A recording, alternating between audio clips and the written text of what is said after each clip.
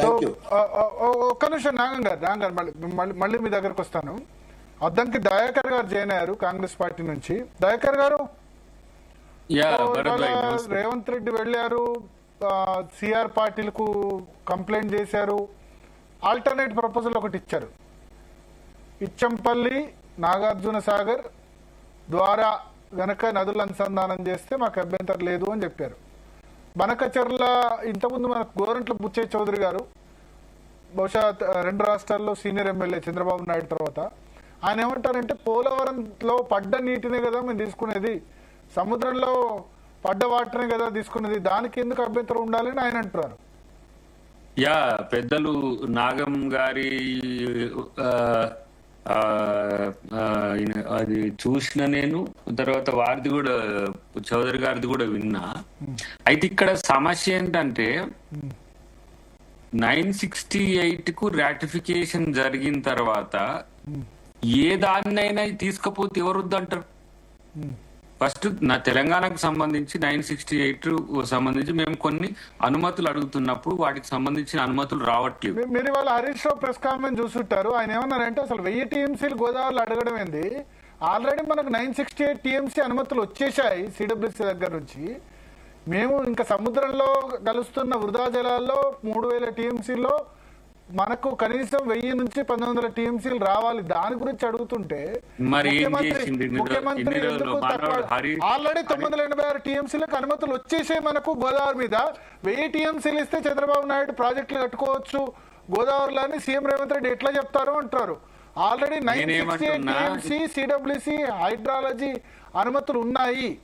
ఇంకా ఆయన 1000 టీఎంసీలు ఇచ్చేది ఆల్రెడీ ఉన్నాయి కదా. మన మిగులు జలాల్లో కూడా, గోదావరి మిగులు జలాల్లో కూడా మనం దానిలో కూడా వాటా అడగాలి కదా అని హరీష్ రావు అంటారు ఇవాళ ప్రెజెంటేషన్ లో. ఇప్పుడు మిగులు జలాలు ఏందో గోదావరి మీద తేల్చలే, అది కృష్ణా మీద బచావత్ ట్రిబ్యునల్ అవార్డు ఉన్నది.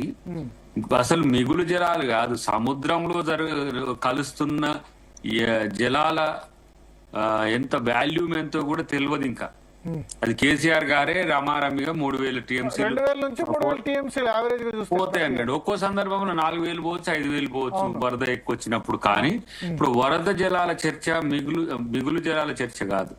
నికర జలాల్లోనే మనం కట్టుకోవాలనుకుంటున్న తుమ్మిడిఎట్టి గాని, వారదా గాని, ఇతరత్ర ప్రాజెక్టులకు సంబంధించి కంప్లీట్ అనుమతులు రాలేదు. హరీష్ రావు గారు రాజకీయం కొరకు చెప్తే మనం ఏం చేయలేము. కానీ ఇప్పుడు ఆ 968 మనకి ఇచ్చేసిన తర్వాత మిగతా జలాల పట్ల ఏంటి అనేది కూర్చొని మాట్లాడితే వచ్చాయని చెప్పారు. ఆల్రెడీ 946 వచ్చాయి. ఆ వార్త ఒకటి ప్రాసెస్ లో ఉంది. ఇంకా 1000 టీఎంసీలు ఇచ్చేదేంటి? 1000 టీఎంసీలు చంద్రబాబు నాయుడు ఇచ్చేదేముంది, ఆల్రెడీ వచ్చింది కదా, అడగాల్సింది ఇంకెక్కువ కదా అని అంటారు.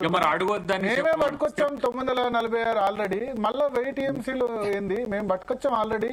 బీఆర్ఎస్ గవర్నమెంట్ హయాంలోనే 946 క్రెడిబిలిటీ ఇష్యూ అయితే సమస్య ఈడికి ఎందుకు వస్తుంది? ఇప్పుడు బనకచెర్ల ఉన్నది, ఇప్పుడు కేసీఆర్ గారు జగన్ గారు కూర్చున్న తర్వాత జగన్ గారు మొదలు పెట్టిండ్రు దాన్ని. ఆయన ఇప్పుడు కన్సాలిడేట్ చేసుకుంటుండ్రు, ఎందుకంటే కేంద్రంలో ఆయన ప్రభుత్వం ఉంది, కూటమి ప్రభుత్వం ఉంది, కింద వాళ్ళ ప్రభుత్వం ఉంది. కాబట్టి బనకచెర్ల నాకు పర్మిషన్ సి అని చెప్పి పోయి మోడీ కాడ కూర్చుంటున్నాను. వాళ్ళకి ఇచ్చేసింది అనుకోండి, ఇప్పుడు ఈ ఎష్యూర్డ్ వాటర్ ప్రాజెక్టుల మీద ఆథెంటిసిటీ రాలేదని మేమంటే వస్తున్నాయని ఆయన అంటాడు మన హరీష్. సరే వస్తున్నాయా రావా పక్కన పెట్టు, ఇప్పుడు ఈ మిగులు జలాల మీద వాటాకైనా చర్చ జరగాలి కదా. మిగులు కాకపోయినా వరద అయినా కూడా, వచ్చే వరద మీద వాళ్ళు ప్రాజెక్టులు కట్టుకొని పర్మిషన్స్ వస్తుంటే రాని. ఇప్పుడు ఉత్తమ్ కుమార్ గారి ప్రెస్ మీట్ మీరు చూసిండ్రు కదా ఢిల్లీ నుంచి, ఆయన మా పర్మిషన్స్ గురించి మేము అడిగితే డిలే చేస్తున్నారు, అలాంటప్పుడు బనకచెర్లకు మీరు ఎట్లు ఇవ్వగలుగుతారు అనేది కదా ఇప్పుడు తెలంగాణ ప్రభుత్వం యొక్క డిమాండ్. దానికి వారు ఏమన్నారు, డెఫినెట్ గా ఇద్దరు ముఖ్యమంత్రులతో కూర్చొని మాట్లాడిన తర్వాత మనం ఈ నిర్ణయం తీసుకుందాం అన్నారు. అందుకనే బిల్లులో అపెక్స్ కౌన్సిల్ ఉంది కదా, అపెక్స్ కౌన్సిల్లో సంపూర్ణమైన సమగ్రమైన చర్చ జరిగి 2 తెలుగు రాష్ట్రాలకు న్యాయం జరిగే విధంగా, 2 తెలుగు ప్రాంతాలకు రైతులకు న్యాయం జరిగే విధంగా నిర్ణయం తీసుకునే అవకాశం ఇప్పుడు ఉన్నది. 9-10 సంవత్సరాల తర్వాత ఇప్పుడు ఆ ప్రక్రియకు తెరలేపుతున్నారు కాబట్టి అది మంచి పరిణామమే.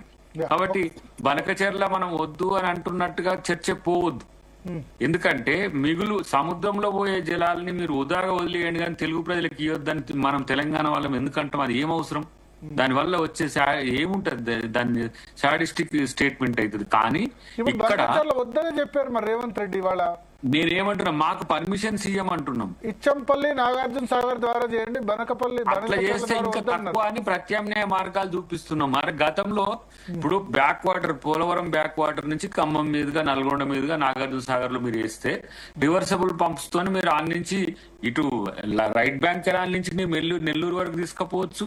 మీరు ఈ నుంచి ఎత్తి పోసుకొని అట్లా వయా ఏంది మన ఏంది పోతిరెడ్డిపాడులో వేసుకొని ఆ నుంచి కూడా మీరు అట్లా తీసుకొని పోవచ్చు, ఎటు రాయలసీమకు తీసుకొని పోవచ్చు.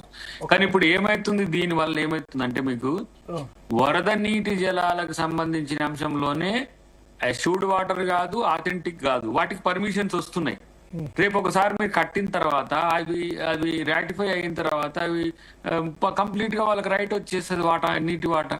మరి ఇక్కడ రైట్ ఉన్న వాటి మీద లేదంటే ఇప్పుడు ఈయన హరీష్ రావు మాట్లాడేది బీజేపీకి సపోర్టివ్ గా, ఆంధ్రప్రదేశ్ సపోర్టివ్ ఉందా, నెగిటివ్ ఉందా? ఇప్పుడు తెలంగాణ ప్రభుత్వమే తప్పు చేస్తుంది. మీరు 1000 అడుగుతుండ్రు, ఏంది 1000 కాదు 2000 అడుగురని. 2000 అడుగురని ఆయన అంటున్నాడు. అసలు 1000కే అనుమతులు లేవని మేము అంటున్నాం. 946 అనుమతులు ఉన్నాయి ఆల్రెడీ అని చెప్తున్నారు ఆయన. ఇప్పుడు 946 ఉన్నాయి ఆల్రెడీ, మనకు 986 టీఎంసీ కేటాయింపులు ఉన్నాయి. అట్లాంటప్పుడు నిన్న ఆల్ పార్టీ మీటింగ్ ఆయన ఒక నోట్ పంపించినా బాగుండు మనతో, ఎవరు గాయత్రి రవితోనూ. ఎంపీలనే పిలిచారు, వాళ్ళ రిప్రజెంటేషన్ ఎవరు లేరు కదా, లోక్సభ ఎంపీలు లేరు. అవును, ఇప్పుడు ఉన్న దాంట్లో ఇప్పుడు Suresh Reddy out of country, Damodara Rao, బండి పార్థసారథి రెడ్డి, వద్దిరాజు రవిచంద్ర, దాంట్లో రవిచంద్రన్ పంపించారు. రవిచంద్రన్ వాళ్ళు ఏమంటారంటే మీరు హరీష్ రావు అటెండ్ అవుతాడనే ఉద్దేశపూర్వకంగా ఓన్లీ ఎంపీలు మాత్రం పిలిచారు అంటున్నారు. ఎంపీల వరకే పరిమితమైంది, ఎందుకంటే అక్కడ పార్లమెంట్ లో ఇది చర్చ వస్తుంది, కేంద్ర ప్రభుత్వాన్ని నిలదీయడానికి అనే ఉద్దేశం. రేపు ఎక్స్టెండెడ్ కూడా పెడదాం అవసరమైతే, extended all party meeting. BJP version తీసుకుందాం, ఎన్వీఎస్ఎస్